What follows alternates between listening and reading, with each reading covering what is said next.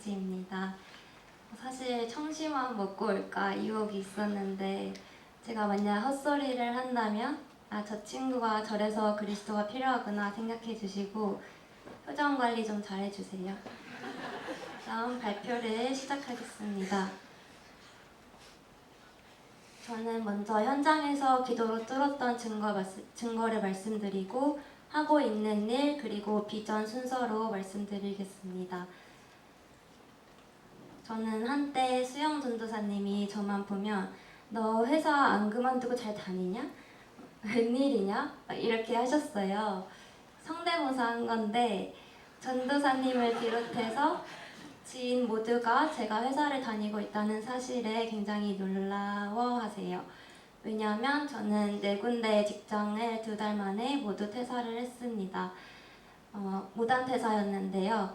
처음 들어간 곳은 쿠트라 인턴이었는데 당시 중대법학과를 다니고 있었는데 저희 과에서 쿠트라는 신의 직장이었어요. 그래서 부러움을 받으면서 들어갔는데 2달 후에 그 생명의 다리로 유명한 마포대교 아시나요? 그 앞에서 뛰어들까 고민하는 결말을 맞았습니다. 그렇게 그만두고 스와rov스키를 들어갔는데 제가 너무 들어가고 싶던 외국계였고 하고 싶은 일인 거예요. 그래서 저는 기도를 했어요. 어떤 기도를 했냐면 육신적인 기도. 그랬더니 너무 신기하게도 그 자리가 정규직 전환으로 바뀌었고 저를 위한 독방을 준다는 거예요. 그래서 이건 나를 위한 응답이다 하면서 들어갔어요.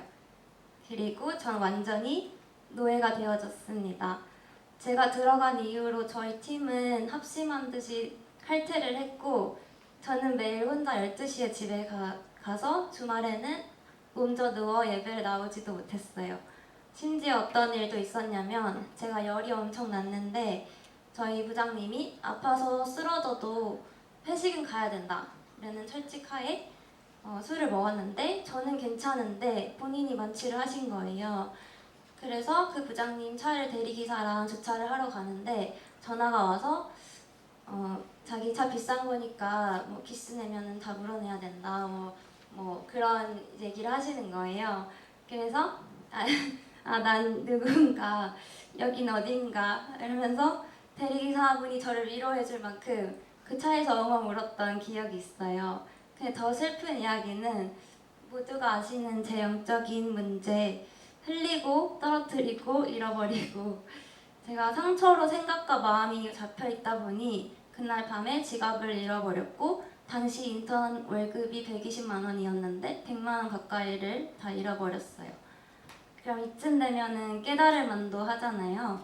근데 저는 택시 형사님한테 전화를 해서 왜 그리스도 있는데 안 돼요? 이런 어처구니 없는 질문을 합니다. 제가 영적인 눈을 못 뜨니까 망해가고 있는데 되어지고 있는 줄 알았고 예배도 못 나오면서 인터넷으로 들으니까 나는 기도하고 있어 라고 생각했어요. 그러다 어느 날 전도사님이 학원 강사 시절에 기도로 뚫었던 간증을 얘기해 주셨어요. 그게 당시에 진짜 한 맺히게 부딪혀서 나도 이거를 꼭 맛봐야겠다 하면서 지금 회사로 들어왔습니다. 역시나 들어오자마자 같은 상황이 반복이 되었어요. 그제서야 깨달았어요. 이거는 환경의 문제가 아니라 나를 따라다니는 영적인 흐름이구나. 이거 기도로 뚫지 않으면 평생 따라다니겠다. 이번에는 절대 무단퇴사 안 해야지 라고 결단을 했어요. 그런데 결단은 했는데 같이 일하는 분이 너무 신기한 캐릭터여서 는 책임 전가고 인본주의도 써봤는데 저희는 선택받은 자라 인본주의가 안 통하잖아요. 그래서 나를 살리는 기도를 그때 시작했어요. 근데 소름 돋을 정도로 신기했던 거는 기도로 결단하고 얼마 지나지 않아서부터 아무도 몰랐던 그분의 실수와 저에게 했던 만행들이 드러나기 시작했어요. 그러면서 제 눈앞에서 그분이 울면서 회의 중에 퇴사를 하게 되었습니다. 이 와중에도 저는 이렇게 퇴사해버리면 내 일이 더 늘어나겠네? 라는 욕심의 생각을 하고 있었는데 신기하게도 그분이 하고 있던 프로젝트가 있어요. 그거를 제가 들어오자마자 저한테 다 떠넘겨서 그 일에 대해서 아는 사람이 저밖에 없었던 거예요. 그래서 한국은행에서 전에 민지 씨가 이거 한번 했었는데 맡아줬으면 좋겠다. 민지 씨 아니면 안 하겠다. 이렇게 말씀을 하셔서 갑자기 회사에서 제 입지가 넓어지고 저는 일을 늘어난 게 아니라 더 선택해서 할 수 있는 입장이 되었어요. 이때 내가 인본주의가 아닌 하나님의 방법을 선택하기만을 끝끝내 기다리셨구나를 깨달았고, 문제인 것 같지만 기도를 선택하면 내가 상상하지 못한 방법으로 하나님이 하신다 라는 걸 경험했습니다. 그래서 지금까지 그만두지 않고 잘 다니고 있고요. 제가 현재 하고 있는 일은 간략하게 두 가지인데요. 첫째로 한국은행에서 개발도상국들의 교육을 진행을 해요. 우리나라 은행 시스템을 알려줘서 발전할 수 있도록 도와주는데요. 한국은행에서 기획을 다 하면 저는 세미나를 준비하고 진행을 돕는 역할만 합니다. 그래서 지난번에 캄보디아 중앙은행 관계자분들이 한국에 일주일 정도 왔을 때 저기 왼쪽 여기 보이실지 모르겠지만 이게 저고요. 우리나라 일주일 동안 세미나를 진행하고 우리나라 명소들을 돌아다니면서 소개시켜주는 역할을 했었어요.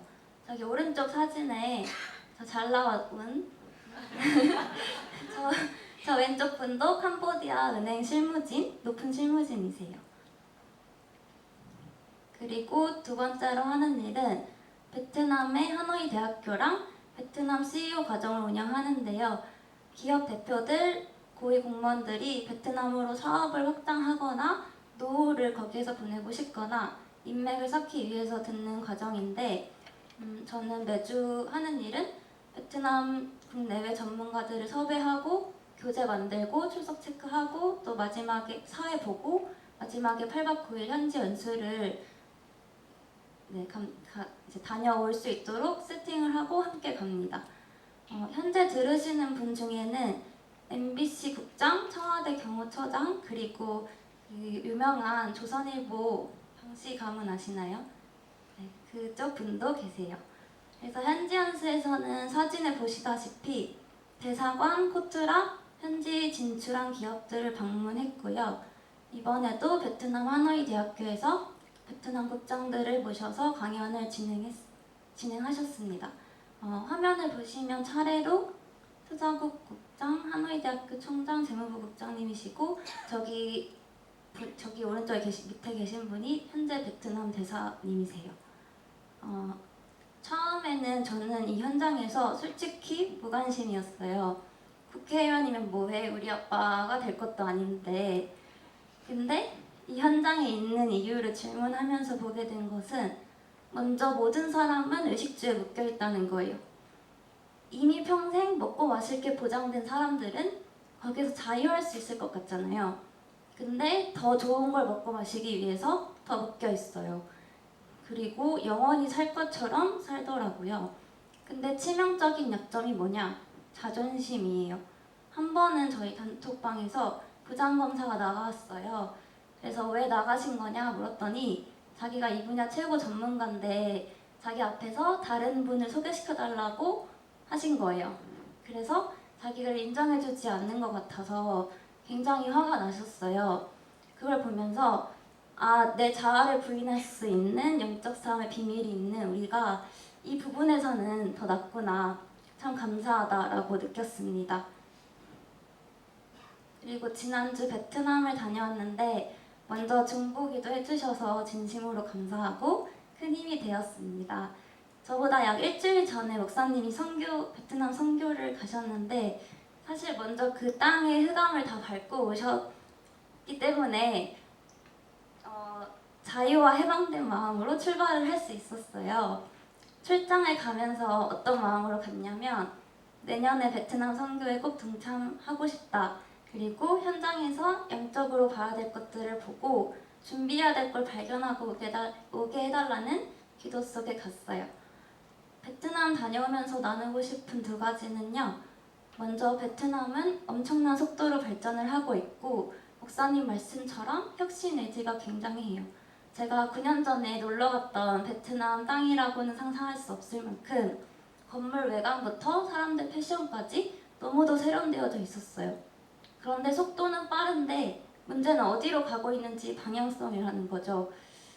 우리나라에서 지금 드러나고 있는 영적인 질병들이 이곳에도 머지않아 들이닥치겠구나 라는 생각이 들었고, 그래서 복음이 시급한 땅이라는 생각이 들었어요. 마약을 예로 들면 그곳은 사회주의라서 마약을 하면 대부분 굉장히 엄격한 처벌을 받아요. 제가 출장을 갔을 때도 마약 사범 34명이 사형을 당했다는 소식을 들었어요. 근데 10년 후에는 이런 문제들이 급증하지 않을까라는 것이 느껴지는 현장이었고요. 두 번째는 참 교육이 필요한 땅이라는 생각을 했습니다. 베트남은 우리나라 80년대 베이비붐 세대처럼 아이들이 많고 부모의 교육열이 굉장히 높아요.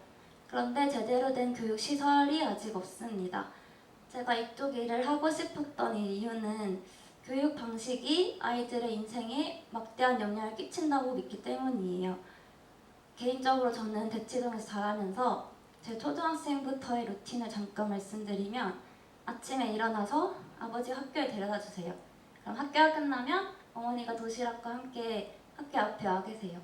그럼 차 안에서 밥을 먹고 학원을 갔다가 학원이 11시에 끝나면 어머니가 집 와 계세요. 그러면 이제 엄마랑 같이 집에 가면 과외 선생님이 오세요. 그럼 새벽 2시에 과외가 끝나고 숙제를 하고 다음날 아버지와 함께 등교를 하는 이 삶을 거의 10년 가까이 살았던 것 같아요. 그러면서 사실 저는 하라는 것만 하고 외우라는 것만 외우고 굉장히 수동적인 아이로 살았어요. 근데 제가 중학교 때 약 잠시 동안 뉴질랜드에서 공부를 할 기회가 있었는데, 제가 굉장히 충격을 받았던 거는, 단편적인 예를 말씀드리면 우리나라는 노래를 배우면 작사 작곡은 누구고 몇 분에 몇 박자고 가사를 토스 하나 틀리지 않고 외워라 이거잖아요. 근데 외국에서는 노래를 듣고 느끼는 걸 연극으로 표현해봐, 그림으로 그려봐 이러시는 거예요. 그래서 그때 인생 처음으로 손들고 발표도 하고 잠시였지만 능동적으로 변했었거든요. 그래서 교육의 중요성을 너무 잘 알고 있고, 다만 참 교육은 복음 위에서만 가능하다고 믿습니다. 그래서 아이들의 영혼을 살려내는 기도와 말씀 수업 시간이 있고, 또 세상적인 수업도 주입식이 아니라 아이들에게 영감을 줄 수 있게 진행되어지는 예수사랑교회 유치원 학교가 훗날 세워졌으면 좋겠다라는 생각을 하면서 베트남에서 돌아왔고요. 이미 미국에서는 홈스쿨링이 100만 명이 넘었고 우리나라도 점점 놀이학교, 영어 유치원 이렇게 다문화가 되어가고 있잖아요. 그래서 아이를 살려줄 수 있는 복음 홈스쿨링, 또 학교나 유치원이 아직은 시간이 걸린다고 한다면 서머스쿨, 인터스쿨 같은 프로그램들이 생겨서 예수사랑교회 아이들뿐만 아니라 외부의 아이들도 자연스럽게 복음을 듣고 접할 수 있고 그 속에서 자라날 수 있는 시스템들이 점점 생겼으면 좋겠다라는 생각을 했습니다. 마지막으로 사실 여기 계신 분들은 저와는 다르게 1년만 돼도 굉장히 전도와 선교의 한을 갖고 싸우시더라고요. 그래서 저는 진짜 대단하다라는 생각을 항상 갖고 있거든요. 저는 예수사랑교회에서 오랜 시간을 붙어는 있었지만 한 번도 세계복음화가 내가 해야 되는 기도라고 생각해 본 적이 없었어요. 그냥 힘들 때 요술램프 지니처럼 그리스도를 부르는 수준의 신앙생활을 했던 것 같아요. 물론 이 과정에서도 육신적인 치유를 많이 받았다고 생각을 해요. 처음 예수사랑교회 왔을 때 여기 계신 모두가 이상했겠지만 저도 굉장히 이상했거든요. 버스에서 내려야 되는데 배를 누르는 게 너무 부끄러워서 정류장을 계속 지나치는 아이였고, 이제서야 보면은 굉장한 무기력인데 저는 제 20대의 9할?